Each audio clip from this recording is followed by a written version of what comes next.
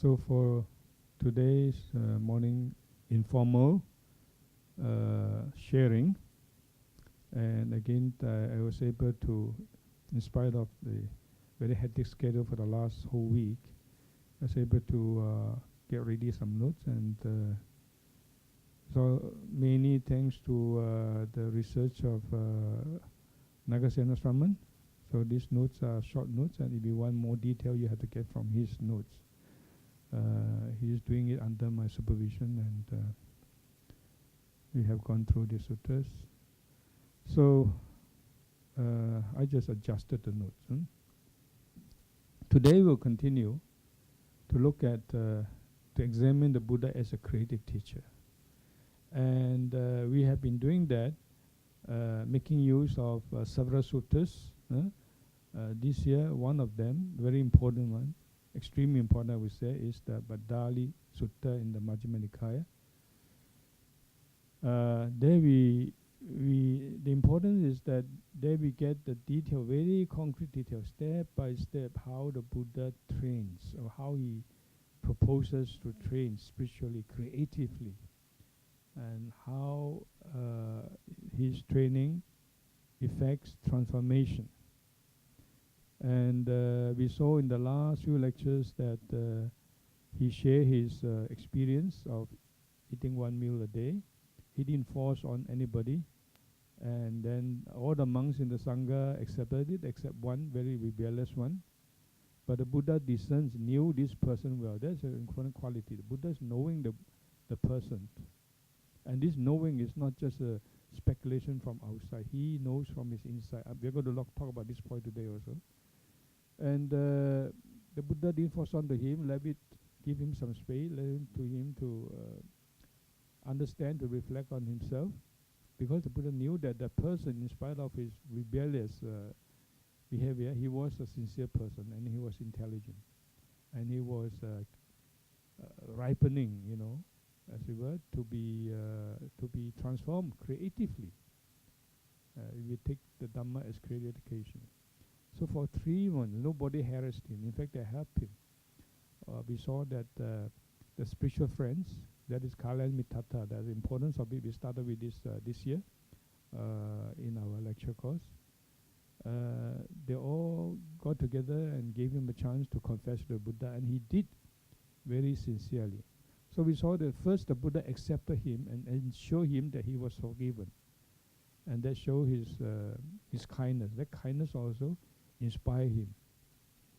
And then he himself, this Bhaddāli himself, was able to confess very genuinely, say, yeah, I make a mistake. I make a mistake in this particular very, very specific way. I'm aware of it. Please accept this transgression as a transgression. In other words, transgression that I'm fully aware of. And the Buddha says, of course, we accept you.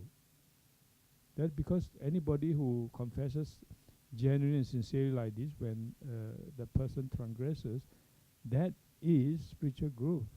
It's not a question of obedience. It's not a question of fulfilling any requirement of this institution or this Sangha. Nothing like that. It's for your own growth, and this is your growth. So Bhaddāli, that was very, very inspired. And then the Buddha gave him space, and the Buddha wanted to interact with him. Let him ask questions, the Buddha answers him.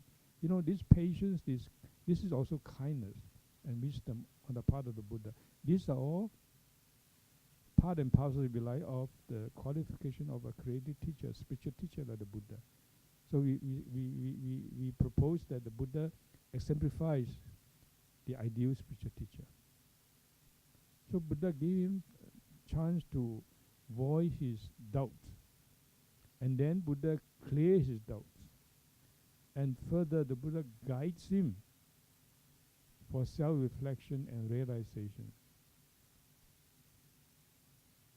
And in doing this, the main method we have seen last week is inspiration. I gave you 4 very, very important words that summarize, that characterize his teachings. Please refer to last week's lecture. We cannot repeat everything. And so Now we're in the midst of examining some of the doubts, some of the questions he asked. I will leave one part to be talked about on Vesak Day. So today I skip that part, a very important part, because it relates to the very nature of the Buddha emphasis of his Dhamma. See, and explain to us, reminds us what we have to watch out for in developing our so-called Buddhist movement. So I leave that for reflection on Vesak Day. And today we come to this part that we did last week, or actually last night. So we continue to see the interaction between the Buddha and Bhaddāli.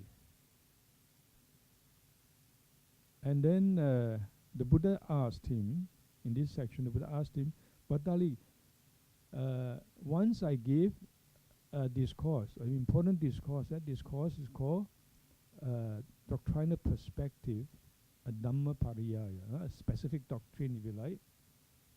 That word can be translated this way. On the simile of a young thoroughbred horse. And there were only a few of you present. So you were one of them. There were only a few of you. Do you remember it? The Buddha asked this question. First of all, note that if others didn't remember, the Buddha himself remembers. You know, he's fully mindful of what he has taught and his emphasis. And he reminds his disciples that this is an important part of his teaching as a creative teacher. He knows that some people would have, this happens to many Buddhist devotees and students. They listen to you, and many times you say similar things, but those things don't go into their heart. You know why? Because one reason is, among other reasons, people usually listen to what they have decided to listen, things that please them. So this is the difference between reactivity and creativity. Usually we just react, and we don't even know, we don't have enough mindfulness to catch ourselves, to be aware that we are reacting. When something is said, it doesn't please me, and it's not praising me. It's something maybe partly aiming at me, and then you reject it either consciously or unconsciously. This is very unfortunate. You don't get the effect of the teaching. You don't get the transforming effect of the Dhamma. So this is a case of reactivity. Yeah, creativity is that you put down, you let go, and whether the teacher is saying something that you like or you don't like, leave it for a while. And just like a sponge, you tune into it, feel it, share it. Let it comes to your consciousness, and later on you think about it. If you don't have to agree with everything, the Buddha himself says that you should have your own. All Buddhists should develop a critical attitude. Last night I talked about this critical approach to Buddhist studies, even by the ancient Abhidhammikas. But to begin with, you must learn to tune in. You must learn to be receptive. This is when you become creative. This is when it becomes possible to transform you. That is not necessarily even through the teacher, because the teacher is just a human teacher, but it's through the Dhamma. So this sutta tells us so many things about the qualities of the creative teacher, but that is not the only thing. The other thing is what we have to be ready, our own psychological conditions, right, to help us to tune in, to help us to be benefited by the Dhamma. So we see this in the course of the interaction between the Buddha and Bhaddāli. So the Buddha said, do you understand? Like, it's very interesting. Even if for some medical reasons, you are forgetful, you actually, in my experience, you don't forget things that are meaningful or important for you, usually. Now I feel that I'm having a little bit of dementia now. And because of my very bad diabetes, I forget things. But I don't forget things that are meaningful to me, important to me. And when I complain that I'm forgetful, my students say, no, no, you remember all these things. That they say, oh, we don't remember. You know, sometimes a comma, a full stop, a word that's wrongly used, by my students. And I remember, I tell them, this is how you use this is wrong, and they forgot. So it's amazing, what you want to remember. This mindfulness, subconscious in you. So it's not a matter of, when you forget something, it's not a matter of being, I'm not mindful enough, full stop. Sometimes it can be just simply another type of excuse. No. You are emotionally charged with your reactivity. You have reacted. You have chosen not to remember it, so you forget it. Or sometimes you don't forget it fully. You remember a distorted version that suits you.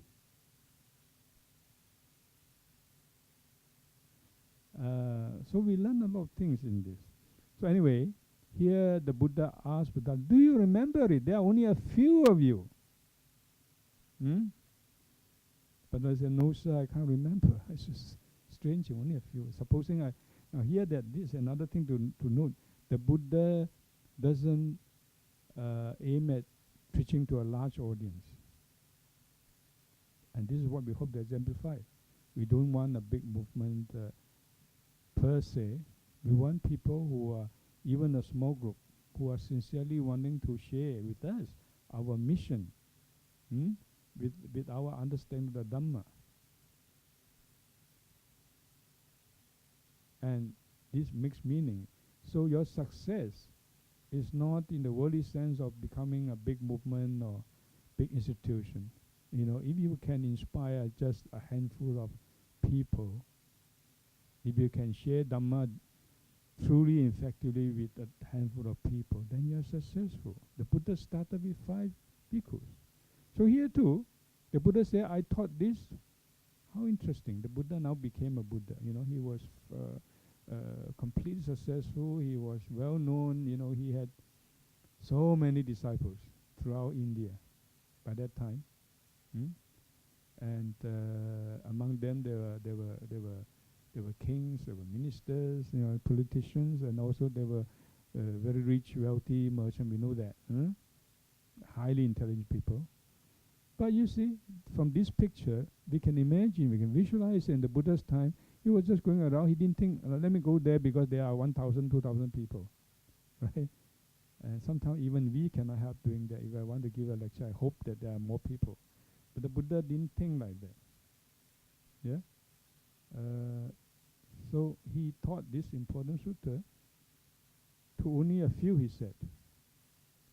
By the time he was a well-known Buddha.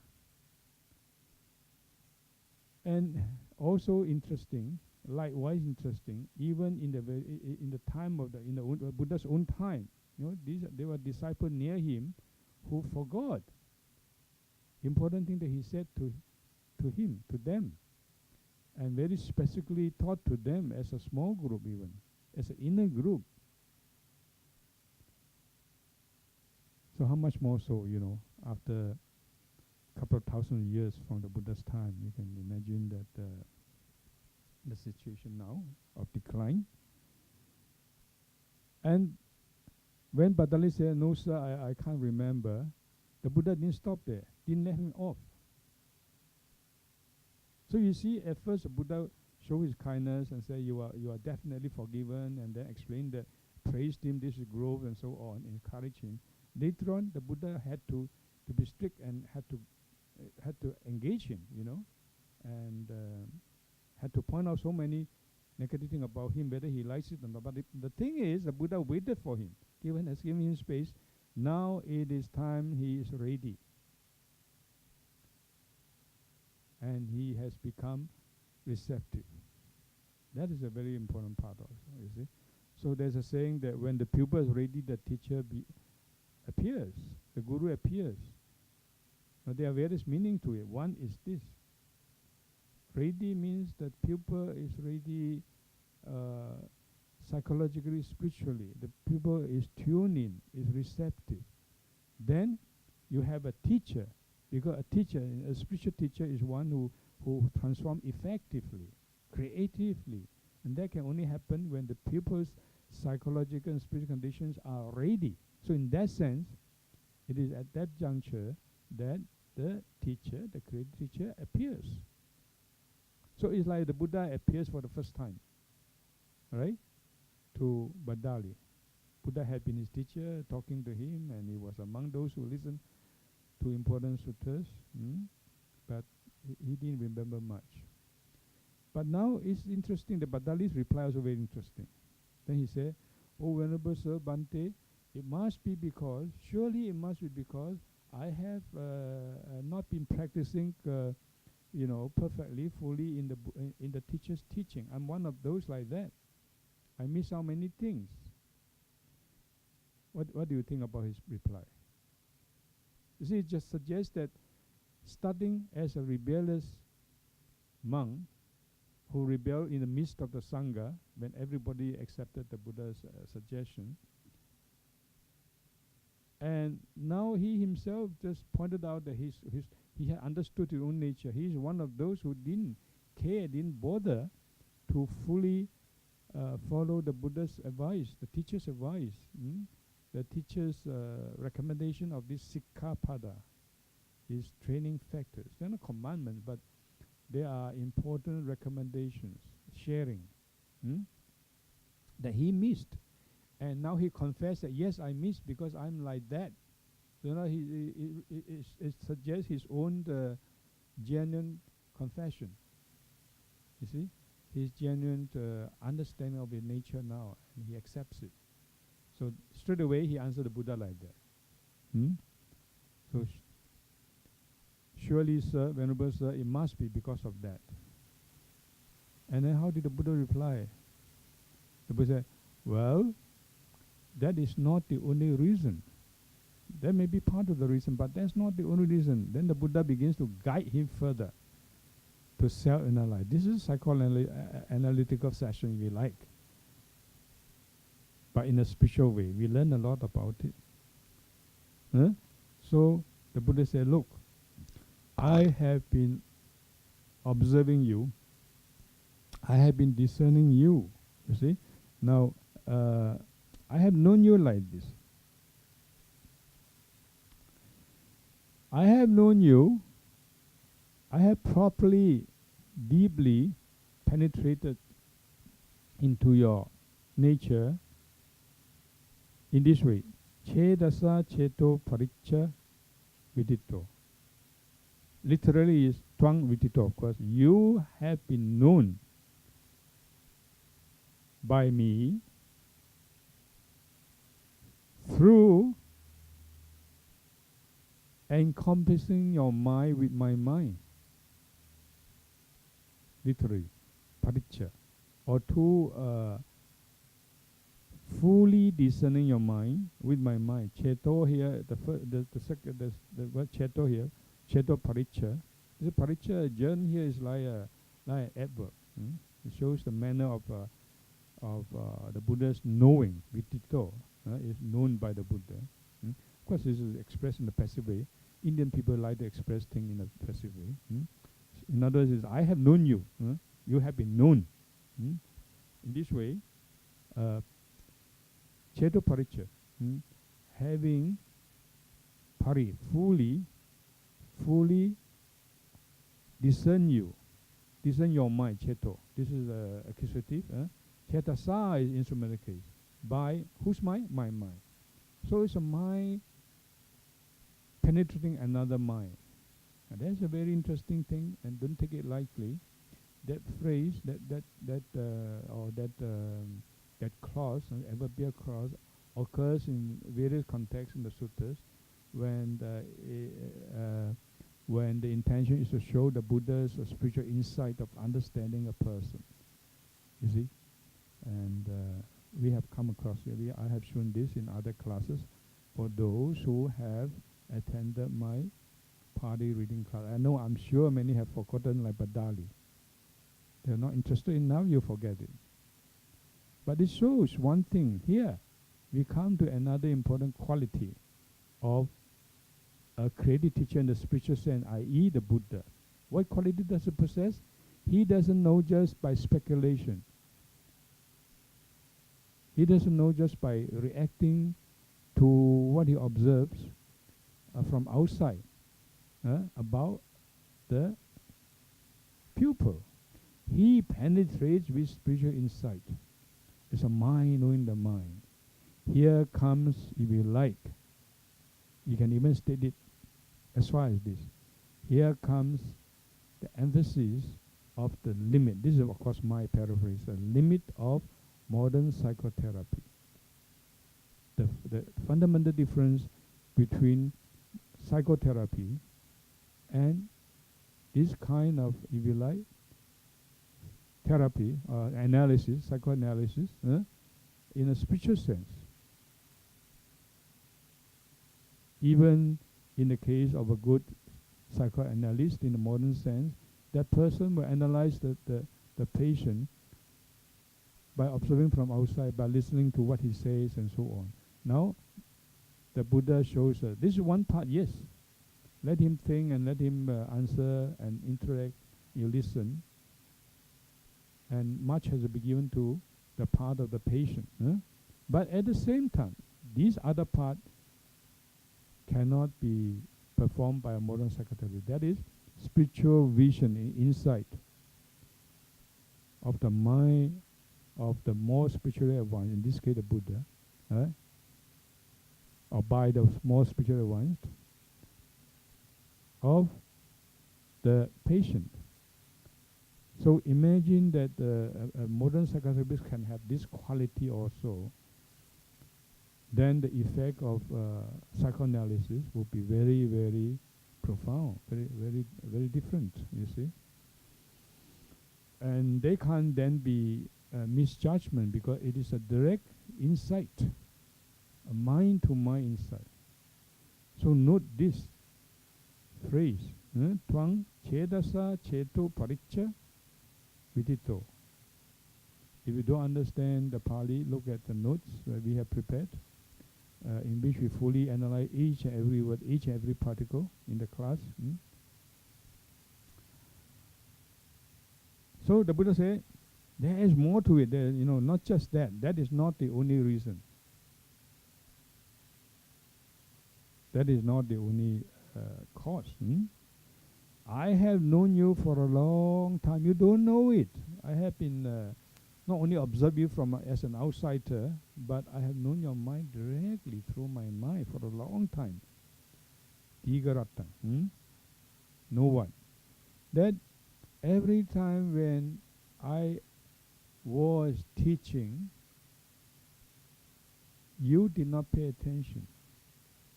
You did not devote you did not incline your ear towards my teaching. You are not receptive. You are not tuning in. You may appear to be listening, and you may be honestly to yourself. You are honestly listening, but it didn't go into your heart, because you have something you are reacting inside. We have seen that this is the nature of Bhaddāli. So when you react, you cannot be creative. Reaction is based on past conditioning. Creativity transcends conditioning. You are not overwhelmed by the past experiences. This is what it means to be creative. You're having new experiences. Each time is an encounter, a spiritual encounter, in which you are able to escape, if you like, to a better word, to transcend this past conditioning. So you don't react by being pushed by this past conditioning, but creatively you take in, you get inspired, and you gain insight. That's how creative education works. And that's how a creative teacher, we choose to call a teacher like this, creative teacher. We choose to call the Dhamma creative education. So now I hope you can understand our intention. So you're not like that. You didn't tune in. You are not receptive. You are happy. You are only reactive. And you never, importantly, you never devote yourself fully. You do not gather yourself up fully to your entire mentality. It's very important to listen creatively, to tune in. You must give your full self to it, not a part of yourself, your full mind to it, so that you don't want to give room to a part of your mind that is reacting. You see, and blocking you, obstructing you. You know, as I said, like a sponge, you just tune in completely, naturally. So I have discerned your mind, the Buddha says. Your mind is like that. This is how it works, very, very reactively. You have never intended, you have never wanted. Whether you are aware or not, but this is your case. You have never really wanted to listen. You have never really wanted to change. You can only change when you want to change. Truly, deeply want to change. Not to tell lies to others or to yourself sometimes. That yes, I want to. Actually, you don't. So that is why you forgot this important teaching of mind, the Buddha says. Having analyzed to Bhaddāli, apparently Bhaddāli accepted it, agreed, and gained insight from the Buddha's analysis. This, as I say again, this is spiritual psychoanalysis. Okay? Then the Buddha then said, okay, I spent a lot of time just teaching a few of you. I didn't mind that. I didn't have a big audience. I didn't become famous by teaching that, but I did that for the sake of a few of you. But some of you, like yourself, you choose not to remember it. Nevertheless, I'm prepared. I'm going to teach you again the same sutta. So you see, the Buddha decided to teach a single person. Now you see the difference between a spiritual teacher and an ordinary teacher? You might say that, at least in a general case, an ordinary teacher aims at making himself known, and the so-called effectiveness is the more student you have, the more effective you are. This is one criteria given by many people. Or the great success you achieve. A lot of people rush to listen to you. It's not like that. Even to this Bhaddāli, one single person, to whom in fact he already has given time, right? Patiently teaching, and he now prepared to patiently teach again the same thing. This is the quality of a spiritual teacher, creative spiritual teacher. And this also shows his compassion. His only interest, only intention is to help this person, transform this person. So the Buddha continue to explain, proceed to explain, to expound on this doctrine called the simile of a young thoroughbred horse, if you like, a young horse. Susu means a young one. So as I said, up here to summarize, we see 2.1 is the spiritual quality of a creative teacher, i.e. the Buddha. The creative teacher par excellence. And here you see the transcendence of the limit of ordinary psychotherapy. This is one thing. This point pertains to the teacher. Secondly, the point pertaining to the student. The required condition for creative transformation. Student must be not reactive. Even now, as some people are listening to this, for example, there may be some already reactivity. That's no good, you see. Right or wrong, it doesn't matter. Listen first. If someone is prepared to give you time to share something with you, a special message, listen first. You can reject it later. So it's like this. So there are two parts. So on the part of the pupil also, the required conditions must be psychological, spiritual condition must be there for creative transformation to take place. So the Buddha then proceeds to give the simile. Again, this is the simile of course, a horse trainer. You know. So I mentioned last week that Buddha is often described as the supreme charioteer. The charioteer, the tamer of man to be tamed, of persons to be tamed, to be trained. To tame means to be trained. 就係無上調御法丈夫啦，無上士調御丈夫。This 無上士 in Chinese is separated usually as an independent term attributed to Buddha, Anuttara, but in the other tradition, the word is linked up with Sarati, the supreme charioteer of men, of persons to be trained. Here also, another simile that really strikes home, you see, that the Buddha is explaining a skillful, a daka, a skillful, a clever and skillful trainer, not ordinary trainer. So, to be a creative teacher is not just a teacher who knows, who has knowledge, or who has learnedness. He must have other qualities like his compassion, his sincerity, you know, his insight, his experience. At least as far as the Dhamma is concerned. When you feel that someone has learned more about the Dhamma, has spent more time in his life or her life, reflected on and understood Dhamma, then he is worth or she is worth to be listened to. So put aside our ego first, you see.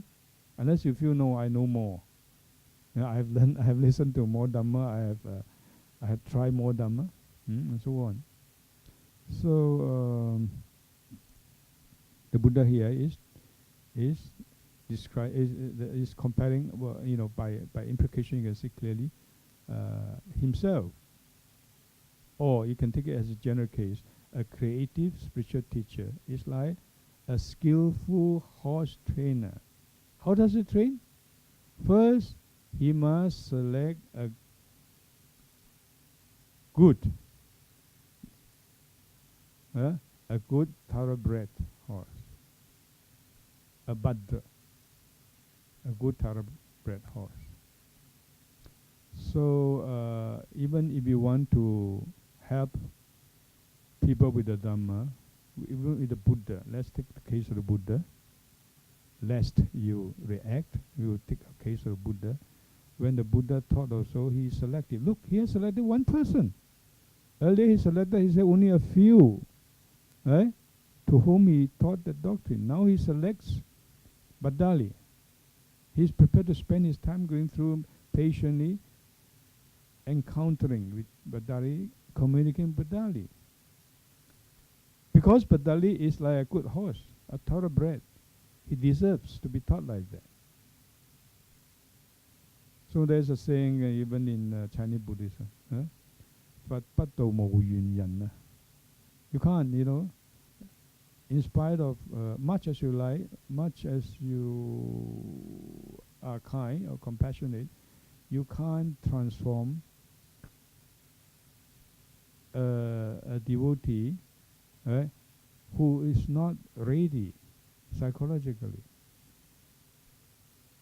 and often due to various factors, one of which is, of course, not least, is karmic hindrance. 講到緣就係講到 karma 㗎啦。Don't have that affinity, karma affinity. You feel, yeah, I want to learn from this person. I somehow I feel some wisdom in this person, or some compassion, or some sincerity in this person, right? He's devoted to the Dhamma. Then you learn. You know that one of the factors may be a karmic affinity. So anyway, so you can see in this simile, the trainer selects the good horse. Of course, let me state that this is not a case of elitism. That Buddhism is confined to only those who are intelligent, who can. No, it's not like that. It's a very pragmatic consideration. Instead of wasting your energy and spending your time to people who are not prepared to listen to you, who react to you all the time, you can't. You try a few times, you have to give it up. You see? Do you remember the story when the Buddha was enlightened? You see, after his enlightenment, he was all prepared to announce enlightenment to the world. You see, so the first one wanderer passed by him and saw the Buddha. And when he saw the Buddha, he felt there's something very special about the Buddha. Freshly, newly enlightened. But he didn't know what it was. He had never experienced a Buddha in the world. He was a new Buddha. His name is said to be Upaka or somebody like that. Then he said, "Oh, wait, pause. Who are you?" Somehow I feel they are very special. Are you a god? The Buddha said, "No, I'm not God." Are you a spiritual being? No, I'm not a spiritual being. You see? And many categories. This is human categorizations. They have never experienced a Buddha. Buddha was new in the world at that time. That is the point there, see? So we try to perceive the Buddha, to understand Buddha in our own categorization, in our own human terms. Are you a human being then? Are you a ghost? No, I'm not a ghost. Are you a spirit? No, I'm not spirit. Then are you a human being? No, I'm also not a human being. Well, if you like, the Buddha is a human being plus human being. Man, I said, a man plus Superman. So, who are you then? I'm Buddha. So I'm beyond this categorization. This is very profound. Sometimes small episodes like that. It all depends on your experience of the Dhamma. So that is the advantage of listening to those who have reflected on the Dhamma. That's where you need teachers, because you have the same stories that you read, same words in the text, but it doesn't click. It has to be shared and pointed out to you. That's the advantage of going to a class. Oh, I know this stuff. Some people say, "Oh, what is there in Theravada Buddhism?" They're all going around the same thing. The three characteristic of conditioned existence, and so on, no self, and etc., and dependent origination. I know this stuff. Listen to once is enough. It's very sad that way. You see, you must experience the Dhamma that is being communicated to you by different teachers, because different teachers have taught about the Dhamma, experienced the Dhamma differently. They have different levels of attainment. You have to be humble. Put aside things. Anyway, so I just want to point out that when I say the Buddha selects, it's like the trainer who selects the best horse. Some horse that can be trained, then you train the horse, right? Otherwise, you spend all your effort to train a wild horse that cannot be trained. You waste your effort and you gain frustration. So transformation then also is dependent on the environment, if you like, the context, the right context, the right time, the right audience, if you like, the right target. So the Buddha is like that. First, the skillful horse trainer selects the best horse, or at least a good horse, a good thoroughbred horse. And here is the young horse that when the horse is too old, you can't change the horse. You can't train him. So this is a simile of a young thoroughbred horse.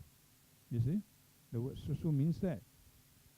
In other words, the person is moldable, is workable,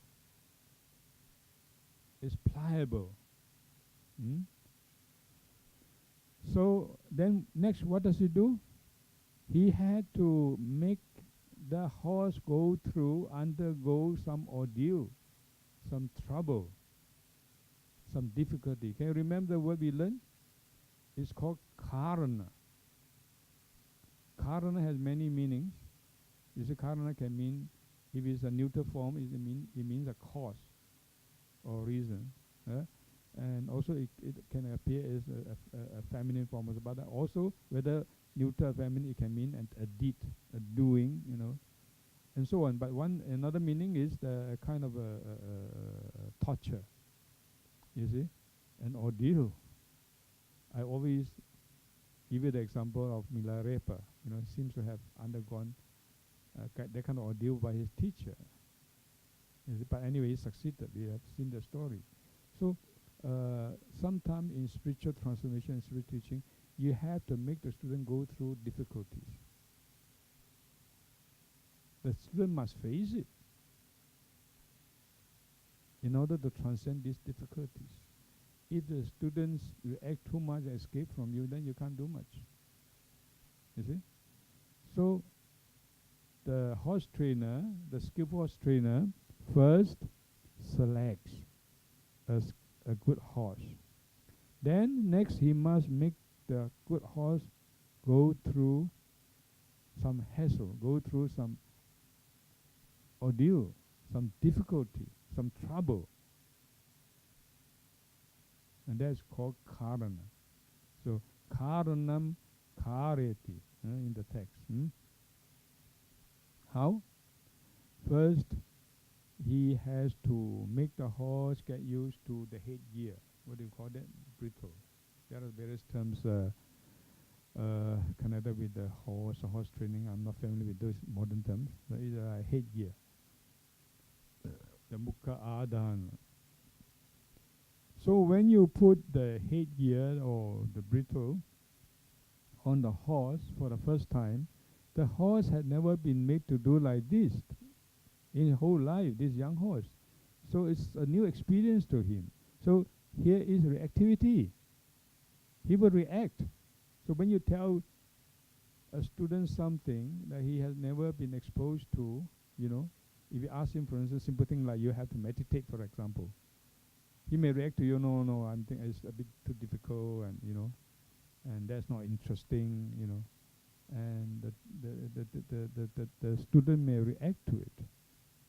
This is just a simplest example I can give you. So there will be reaction. So it says that the horse will become restless, and it will struggle. It will feel discomfort, and it will vacillate. It will wringle. So he has difficulty, but he has to be a successive, a good horse, to be of service. And finally, to be of service to the king, to be qualified as a member of the king's troop. You see? For you your intention is to train the horse that way. So to succeed in that intention, you cannot avoid that. You have to let him go through, help him go through the difficult process, the ordeal. So you put the brittle on him. So he will react. You can expect a reaction. You have to accept it also. You see? And but it will take time, step by step, slowly and slowly. After a while, that young horse will get used to it. Then he becomes at peace, or he becomes perfected at it. So the Buddha said this is the first thing. Then the Buddha goes on. Next, the horse trainer will put the harness on him, so that he can be yoked to the cart. The reins can be tie up to it. And so that also, the horse had never done that before, hadn't been made to do like this before. He will again react. He will struggle. He will kick. He will jump. He will move. You see? So it's a hassle. It's an ordeal to the horse. But you have to do it out of kindness. And you have to let him, stand by him, letting him go through it. So eventually, the horse also get used to it. So all these things are ready. The difficult parts ready. Difficult part which are we cannot be escaped from, have been completed. Then you train the horse in the in walking in steps, in galloping, in charging, in going around the circle. Various terms are used. In running fast, first from just small galloping, and then gradually. The point is a skillful, gradual training. Sometimes you can't escape the sequence.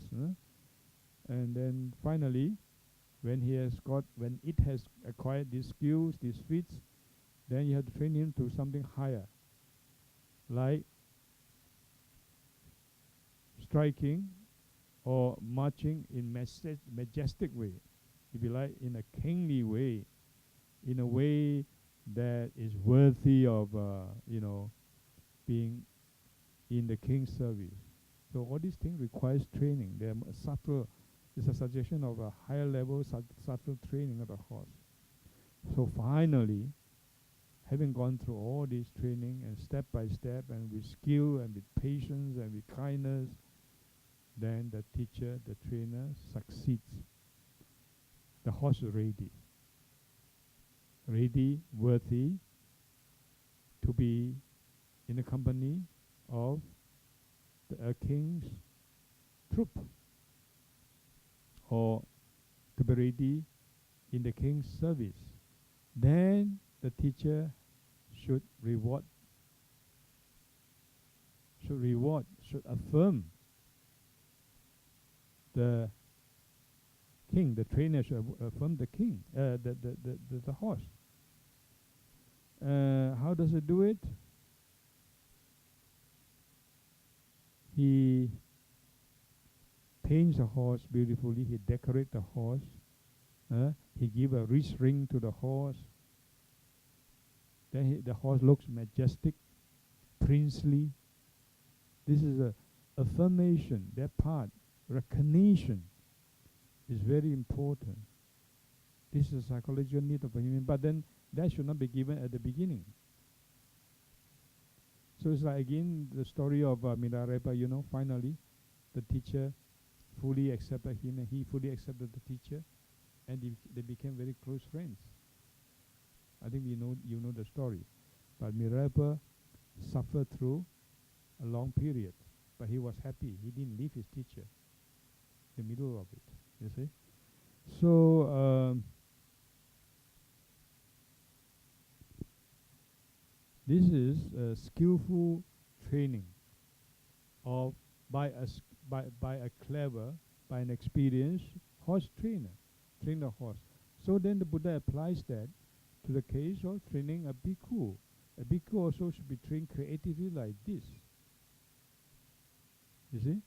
So there must be at least the creative type, the receptive type of bhikkhu first of all. We saw that. And if they're not creative enough, not receptive enough, you give them chances to guide them. And sometimes this process has to be very painful. But you have to go through that process. You have to sometimes scold, sometimes punish. That's why there is the so-called punishment, although there's very little so-called punishment in the proper sense in the Vinaya system. When you look at the Vinaya rules, what are the rules that punish you anyway? If you break a major rule, one of the 4 parajikas, you simply have to leave the sangha. If you break other rules, you're really not so much punished in the worldly way, but you're given probation, you're helped to get out of the situation, and it's not so much punishing you, imprisoning you, not like that, as in the case of the worldly type of, enforcement of law. So anyway, this process of training also sometimes can be painful, can take time. And then in this way, the bhikkhu is creatively transformed and progressively transformed. And finally, is endowed with the so-called 10 spiritual qualities. And he becomes an arhat. So the Buddha employs a simile of the training of a young thoroughbred horse, right? And to illustrate his spiritual teaching, that is the purpose. So looking at this sutta, we learn many things in a very, very concrete way, step by step. What it means to train as a creative teacher. What are the qualities of such a creative teachers? What are the required psychological spiritual conditions of the pupils, right? To be trained, to be transformed. All these things we learn, and the whole method of gradual training and with insight, with kindness also can be seen clearly. And finally, he's endowed with 10 spiritual qualities, like the horse, slowly and step by step, coming to higher levels. First getting used to very physical kind of gears, and that's the most difficult part. You have gone through that, then you start teaching how to gallop, how to run in circles, how to run fast, how to run majestically, and then finally you affirm him, you recognize him, you reward him. So like that, the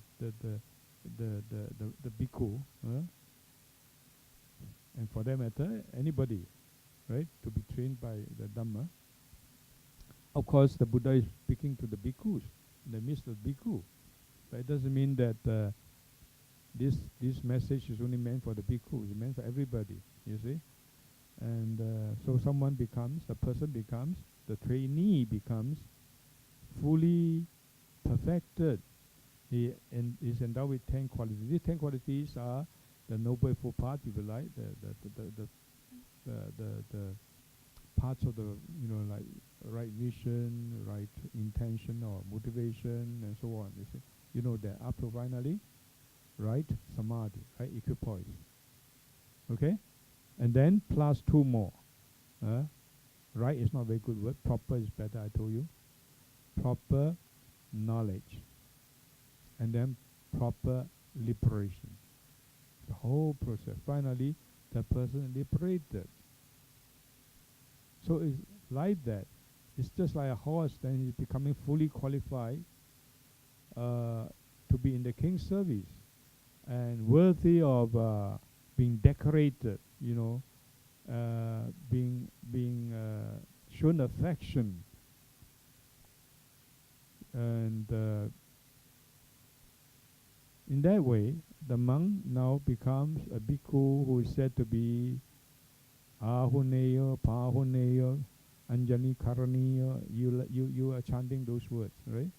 Who are worthy of gifts, worthy of offerings, worthy of being respected, being saluted. And this is the Dhamma as creative education, creative transformation. You start as an ordinary human being. You end up as a perfected non-trainee, the technical term, non-trainee, i.e. a perfected arahat. Like a young thoroughbred horse going through a lot of difficulties and guided step by step and skillfully and compassionately, finally he qualifies as being in the king's service. So when you look at the Dhamma explained by the Buddha like this, you can see that actually indeed it is creative education, creative transformation. When you become an arahat, when you become a Buddha, you are a new man literally. You have become a perfected human, human perfected, i.e. a Buddha. So this is transformation. This is why we call it the Dhamma creative, because it brings you to new levels. And as I today gave you that story about Upaka, the wanderer who first met the Buddha, and I forgot to to finish the story, and he asked Buddha, "Who are you?" And different category. Buddha, no, I'm a Buddha. I'm not this, not that. That person just listened and he just, oh yeah, is it? That's interesting. And then he just left. He missed the chance of being the first person to be transformed by the newly enlightened person. You see? 呢個咪冇原因啦。Because he was not ready. He did not tune in. He did feel something about that newly enlightened being, i.e. the Buddha in front of him, but he couldn't tune in. He couldn't experience it. He's not ready. Yeah. So when you tune in, when you are receptive, the whole process is creative. Creative in the sense that you are transformed to ever higher and higher and newer and newer. The word is creation is creating something new. Newer levels of existence, if you like, of being. And finally, you are 100% brand new being, i.e. the Buddha or the Arahant. So in this sense, in this way, you see the Dhamma as creative education and the Buddha as the exemplifying creative spiritual teacher par excellence.